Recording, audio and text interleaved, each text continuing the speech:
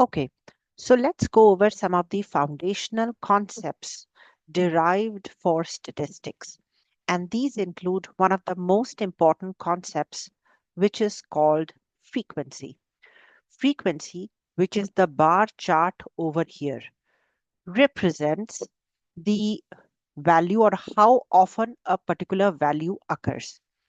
Here you can see frequency refers to how many times a particular value appears in a data set. For example, 5 appears 5 times, 1 appears 2 times, 2 appears 4 times. You can actually go ahead and create a frequency bar chart, which is represented over here to show how many times a value occurs within a data set. There is another term which is called frequency distribution. The frequency distribution shows two columns. One is the value which is present in the data set, and the other is the number of times or how many times the value appears in the data set. When we compute the frequency, we can identify or get a tabular summary of data showing how often each value occurs. It also helps us organize our raw data into a clear structure for further analysis. There is another table which is called cumulative frequency.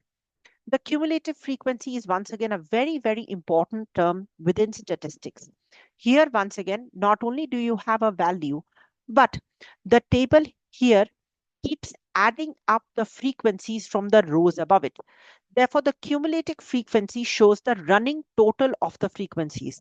It helps us understand how many data points fall above a particular value or below a particular value. For example, over here, you can see 3, all right, or the cumulative frequency for the value 3 is 9, meaning that 9 values are less than or equal to 3. There is another term that we use, which is called a random experiment. A random experiment is an action or a process that leads to one or several possible outcomes. For example, you can see here rolling a dice. In the case of rolling a dice, you cannot predict the exact result. Here, all the 6 values can be possible, and we can list all the possible values here. For example, in the sample space, we will list all possible values. This could be in the form of 1, 2, 3, 4, 5, 6, or here you can see A, B, C, D, E, F. All right. The E may be occurring even multiple times, but this will still be the sample space. And for the sample space, we can identify all possible values of a random experiment. Similarly, a subset of a sample space is called an event. An event is a specific outcome or group of outcomes from the sample space.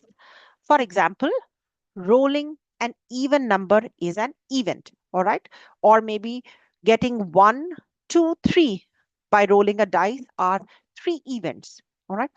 These concepts are the foundational concepts for going ahead and understanding, in this particular case, foundational concepts in statistics.